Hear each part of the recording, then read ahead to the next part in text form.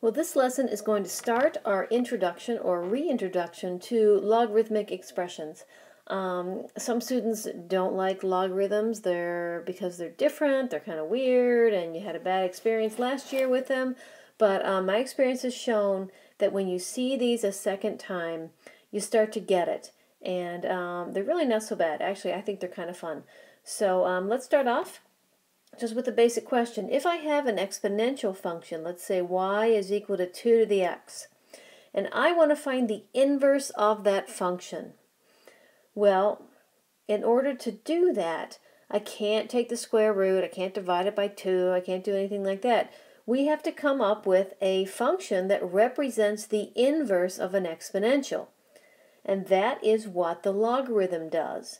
So the inverse function of an exponential is a logarithmic function. So here's the definition. The inverse function of an exponential is a logarithmic function. So if f of x is equal to a base a raised to an exponent of x, and then we have to put some stipulations in here. We have to say that a is greater than 0. That's my base is positive. And a is not equal to 1 because that would be really boring. Then the inverse, f negative 1 of x, is going to be equal to this function called a logarithm to the base a of x. This is basically an exponent. Log to the base a of x is the exponent to which the base a must be raised to get an answer of x. So here's my logarithmic operation, and I want to name the parts of this so I can refer to these things back using the correct terminology. So the first guy.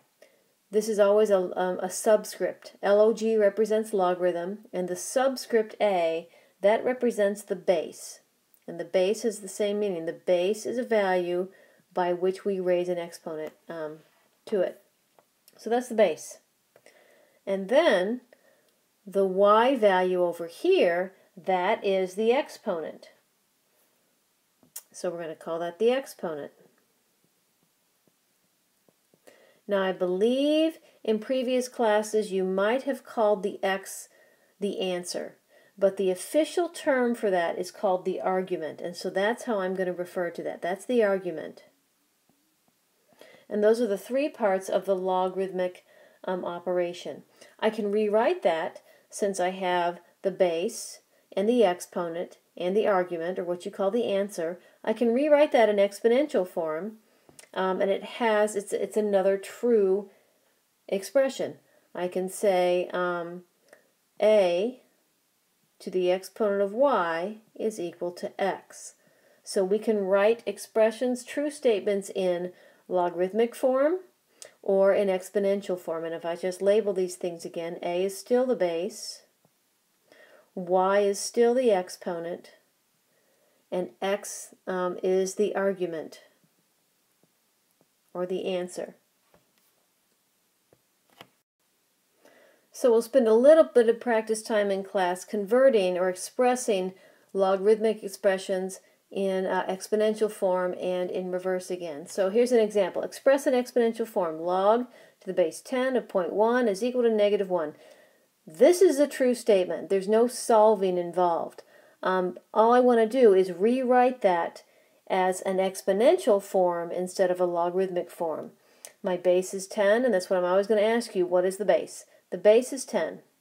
The exponent is negative 1, and the argument is 0.1. So just another true statement is this. 10 to the negative first is equal to 0.1. That's how you express in exponential form. So we can also go in reverse. We can express in logarithmic form because this is exponential form. I have the base, I have the exponent, I have the argument.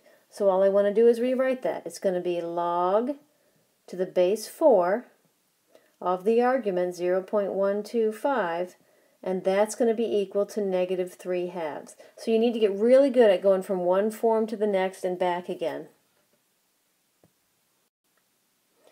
There are 4 basic properties of logarithms that you have to get to know very well. You got to memorize these things because for most of the 4, we're going to use them to evaluate and to solve various equations. So here we go. The first one is the value of log to the base a of 1. Log to the base a of 1. If you think about it, that means I need to know to what exponent will I raise a value a and obtain a 1 as my answer. Well, that's going to have to be 0. So the log to any base of the number 1 is always going to be 0. The second one is log to the base a of a. So think, what value do I have to raise base a to, what exponent, to get a back? So log to the base a of a has to be 1. A to the first is equal to a.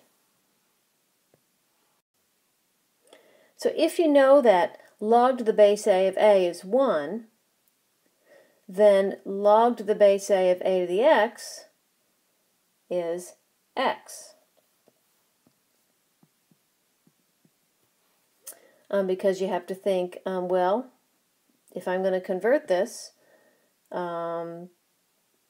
a to the x, when I convert it, has to be equal to a to the x. And then the last property is having a base a raised to the log to the base a with an argument of x. If you think of your inverse operations, we did composite functions, and when we did composite functions, if you take a function and put in its inverse, it's going to spit out an x again. So here we have an exponent and a logarithm to the same base. These are inverse operations, and they're going to cancel each other out. So a raised to the log to the base a of x is going to be x again. So these 4 properties you've got to know. You've got to memorize them because we build on these 4 properties to do lots of different things in this unit. So let's use these properties to evaluate logarithms. We're not going to use our calculator. We're not going to use change of base, or even your fancier calculators doesn't even use change of base anymore. We're just going to use the properties to do this. So the first one, log to the base 5 of 1. Well, log to the base of anything of 1 is going to be 0, because I have to raise 5 to an exponent of 0 to get 1 back. The second one, 81, raised to log to the base 81 of the argument here. I don't care what the argument is. These 2 are inverse operations. Therefore, the answer is going to be the argument, 56. Now the third one, log to the base 2 of 8. Just from looking at that, it doesn't match one of our properties. But what you would have to do is you'd want to rewrite the argument in terms of the base. So that's what I want to write down here. Rewrite the argument in terms of the base. And I can do that with the 8. Because if I think, well, if I have a base 2, how do I rewrite the number 8 with the base of 2? And that would be 2 cubed. So now I have log to the base 2 of 2 cubed. When you use your properties to evaluate that, you end up with 3 as an answer. So we're going to finish this lesson by talking about 2 special logarithms. These are the 2 that we're going to use the most. I mean, you can have the log to the base of any number, but these are the 2 that we use the most often, and these are the 2 that are on your calculator, so you might already know what they are. Take a look and see if you can find log functions on your calculator. So the first special logarithm is called the common log, and the common logarithm has a base of 10.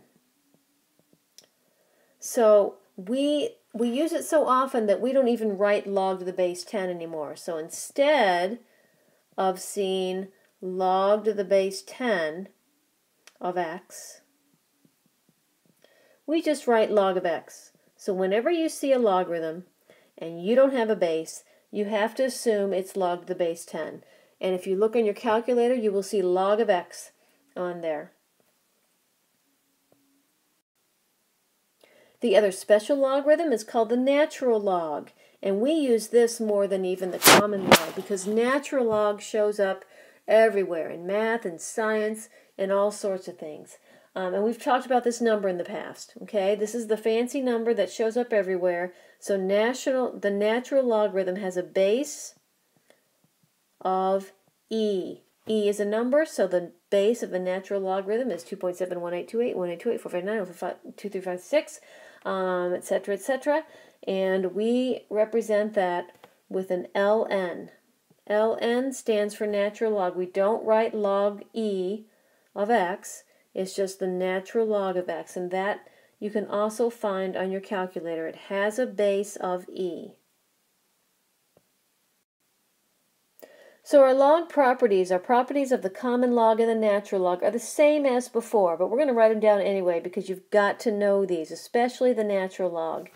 For the common log, log of 1 is going to be 0, just like the natural log of 1 is going to be equal to 0. For the common log, log of 10, 10 is my argument. But 10 is also my base, so that's equal to 1. The equivalent for the natural log would be the natural log of e. We're going to see that an awful lot in this unit. The natural log of e is also equal to 1.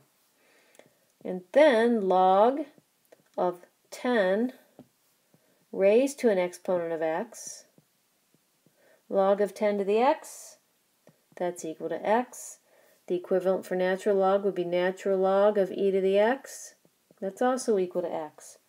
And then finally, 10 raised to an exponent of log of x is going to be x. The same way as e to the natural log of x is going to be equal to x. So in class, we're going to practice working with the properties quite a bit so you understand them.